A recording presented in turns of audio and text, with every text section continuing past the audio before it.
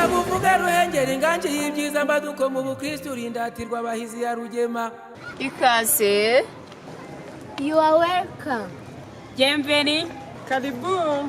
Iwacu muri diocese ya Ruhengeri turabararikira kuzaza muri forum izabera muri paruwasi ya Bumara, ikazatangira tariki ya 26 z'ukwezi kwa munane kugera kuri tariki 30 z'ukwezi kwa munane. Dufite insanganyamatsiko igira iti abahamya b'amizero, ubuvandimwe n'amahoro. Bajene ba diocese gatolika ya Ruhengeri n'abo mu nkengero zaho Kristo Yezu akuzwe. Ndagira ngo mbararike nka padiri umoniye wanyu muri forum igiye kubera muri paruwasi gatolika ya Bumara, yaragijwe Bikira Mariya mwamikazi wa Kibeho. Tugenda tuzirikana ko kuba umujene ari umugisha, kuba umujene ari amahirwe, nkuko nyiri ubutungane Papa Francisco yahoraga bitwibutsa. Abakongomani bazaza, abagande bazaza, by'umwihariko hazaza na wa mushuti wacu uzaturuka mu gihugu cya Amerika Father Dane nawe azaza. Zaba ari ibyishimo byinshi byiza kandi abanyabumara baduteguriye byinshi byiza, by'umwihariko agashya k'Ibumara ibisheke. murararitswe mwese ntihazagire ubura. Nanjye nk'umujene wa paruwasi Ruhengeri nzaba mpari. Nanjye nk'umujene wa paruwasi ya Rwaza